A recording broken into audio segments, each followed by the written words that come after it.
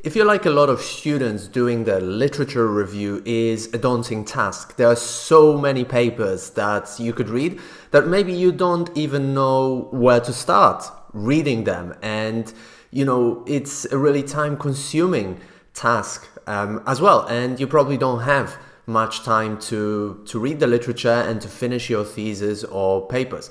That's why in this video, I'm going to show you exactly, step by step, how to quickly review and write your literature review. So let's dive right into it.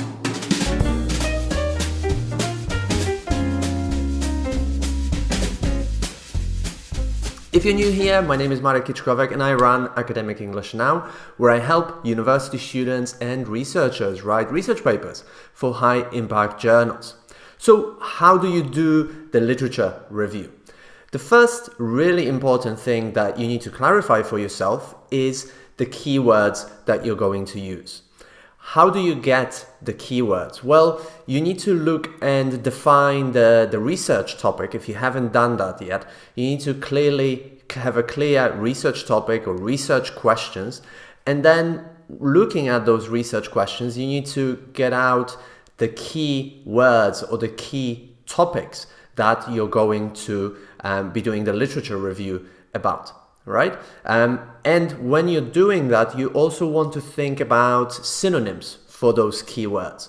To give you an example, if you're doing the literature review about, academic writing for PhD students, right? Well, you could search for PhD students, but some researchers might also use the word doctoral students, right? That's why you want to think about synonyms and define, a list of specific keywords, specific terms that you're going to use in the search, right?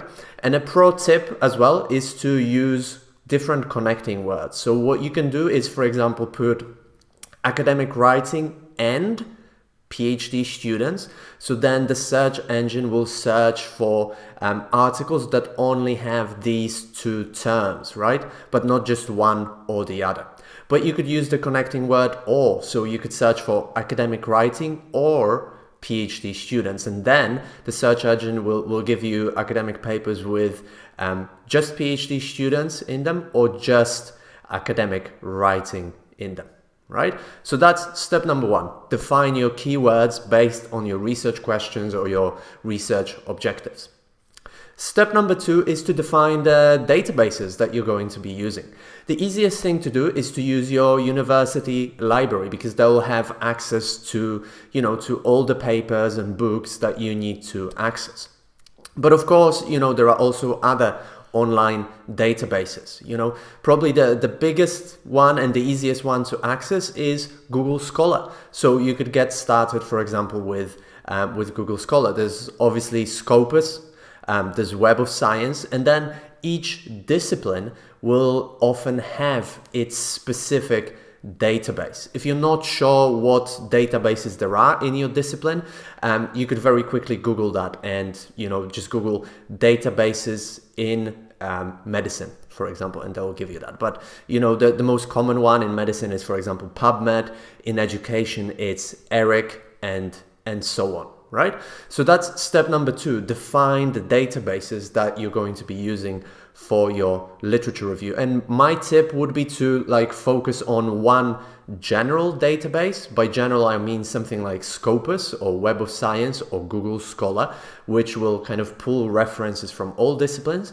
And then number two, use one specific to your discipline, because that will just pull specific articles just from your discipline. And I would use one general and one specific. That would be my pro tip. So step two, define the databases that you're going to be using.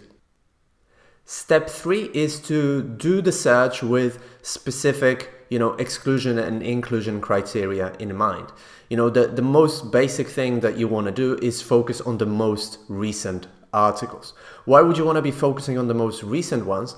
Well, the reason for that is that if you start reading from articles published, for example, in 2022, 2021, and you look at the reference lists of those articles, they will have references to a lot of articles from the past. So just by reading 2, 5, 10 papers published in 2021, you will get a ton of relevant additional references that you can look up. So basically, the researchers in your field have already done the hard work and a lot of the hard lifting for you. So the only thing you need to do is to find, let's say, 10 very relevant papers published this year and maybe last year and 2 years ago, and then also look at their reference lists and pull out relevant papers from that, right? So step 3, when you're doing the database search, right, remember to limit yourself to the most recent articles. I would suggest initially just doing the last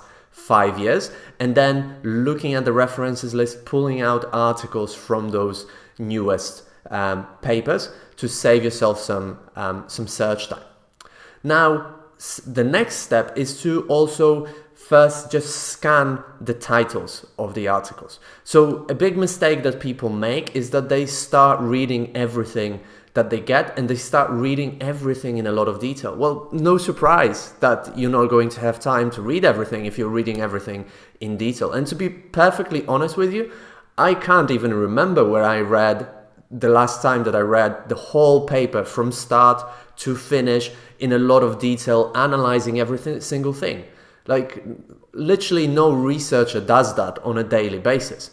Granted, sometimes we have to do that to better understand the methodology that somebody used, or like how they analyze the data and so on. But like 90% of the time, nobody does that. So if you're doing that, that's a huge mistake, and that's why you don't have time to read all the literature. So the first thing that you want to do is basically just to scan the titles, okay? To decide just by the title which of the papers that the database gave you are relevant. Now, the second kind of mini step here is then to look at the abstract of those papers that you've identified in the previous stage, and just read the abstract, nothing else, right? If the abstract is telling you that this paper might be useful, put it aside, save it somewhere for later reading. If the abstract is, not relevant, just discard that paper. This will save you a ton of time, and it will allow you to focus just on the most relevant readings, right? Now, once you've done that, right, and you've got your list of articles, especially starting with the most recent publications, and you've read the title and you've read the abstract, and you're sure that these papers are relevant, well, the next step is to start reading, right? And then taking notes and writing. And a lot of people get very kind of confused here, or what they do is like they read and then they write at the same time, or they write and they try to look up some information and they get lost, and they spend an hour looking for a paper and things like that. What you need to do is to plan things and schedule things in batches or buckets of time. And I made another video about the importance of planning and the importance of chunking your time and the importance of focus, and you can check it out here, and I also put the link in the description. But basically, what you want to do is schedule time. For example, let's say every morning from 9 to 12, you're going to be reading papers and taking notes on them. You're not going to be writing anything. You just want to have a lot of focused time reading. And believe me, this will incredibly increase your productivity, efficiency, and you'll be able to read so much more if you just focus on that one task. So you're not going to be searching for new articles because you've already done that. You're not going to be writing anything. You're just going to do some focused reading and taking notes on those papers, right? So schedule that, for example, every day in the morning. Now, when are you going to be writing? Well, schedule that as well. For example, every day in the afternoon, you're going to be writing. You're going to be using what you've read to write the literature review, right? So this is super important, scheduling things in bucket. And when you're reading, you're just reading. When you're writing the literature review, you're just writing it, right? Now, how do you read real quick? So what you want to do is, is think to yourself, what sort of information do I need from this paper? Am I looking for information about the methodology? Am I looking for information about the results? Am I maybe looking for the research gap? because this will really determine how you read the paper. And again, nobody reads the paper in full, right? Don't get fooled by that. Don't think that you have to read everything in a lot of detail. You don't, because you will waste a ton of time and your thesis will never get written. So clarify to yourself what is the purpose of the reading, the first thing, and then look at that part of the paper where you can find that. So let's say if your purpose is to identify limitations of a particular paper because you want to critique it, then the limitations are typically presented in the discussion or in the conclusion section. So you just want to jump there. Or maybe you're reading papers to get some ideas like what your study should focus on, right?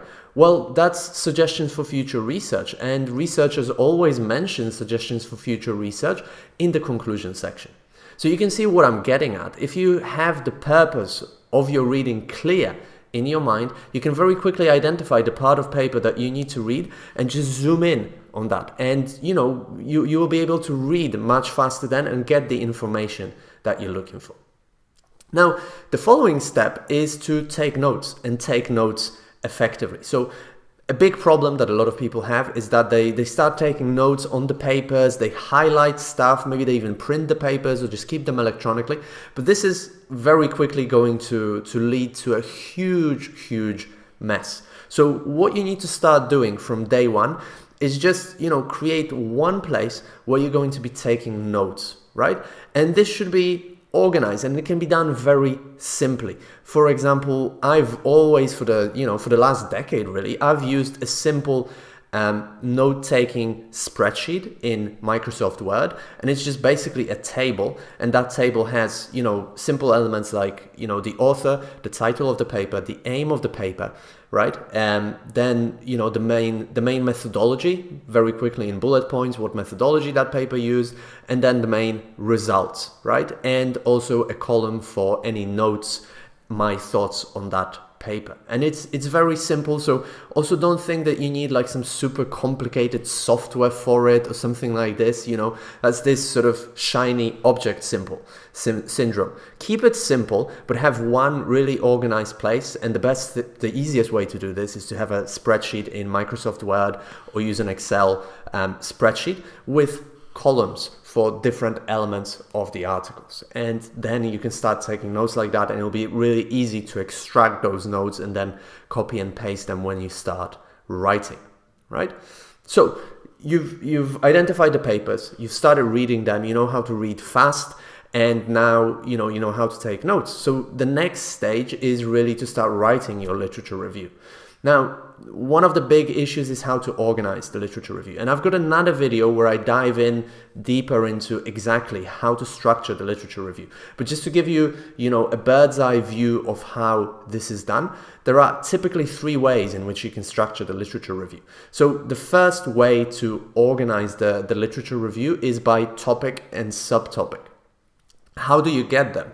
Well, you get the topics and subtopics really from the research questions that you have and the different keywords that you've identified. So there'll always be kind of like the main keywords, like in my example of academic writing, that would be, academic writing or teaching academic writing. But then there would be more specific subtopics within that, like, for example, writing research papers or writing a thesis, maybe some issues with grammar or some issues with, vocabulary and language when in academic writing, so I go kind of from the general topic of academic writing to more and more specific subtopics, right? And that's one way of organizing it, from by topics and subtopics. Another way, I alluded to it here as well, is from general to specific. So you start kind of with a general topic like academic writing, and then you start going more and more specific. So, it could be teaching academic writing in general, then it could be, teaching academic writing in universities, teaching kind of essay writing or specific assignments, right? And you go from general to specific. Yet another way of organizing it is chronologically. This is really useful if you have a development of something, right? From the oldest to the newest, right? So that would be chronological organization. And the last way of organizing it is by author or discipline, sub-discipline. So you could talk about, a particular concept and how this is viewed in, for example, economics, in psychology maybe, and in education, right? Because you have a multidisciplinary research, and then it makes sense to discuss a particular concept in different disciplines and how those different disciplines view that concept, right? So in this video, we talked about the exact steps of how to do your literature review fast, right? So remember, start by identifying the keywords, then identify the databases, limit your search to the newest articles, and then take notes. Don't read the whole article, but focus on the most relevant things, and then take notes effectively, and then start organizing your literature review and writing it. If you've enjoyed this video and you want to write more research papers, or you want to write an excellent thesis, then book a strategy session with me. This will be a one-to-one session where we're going to identify the exact problems that are stopping you. We're going to look at what you want to achieve, outline a personalized plan that will allow you to achieve this, and then see if this is something that I can help you with.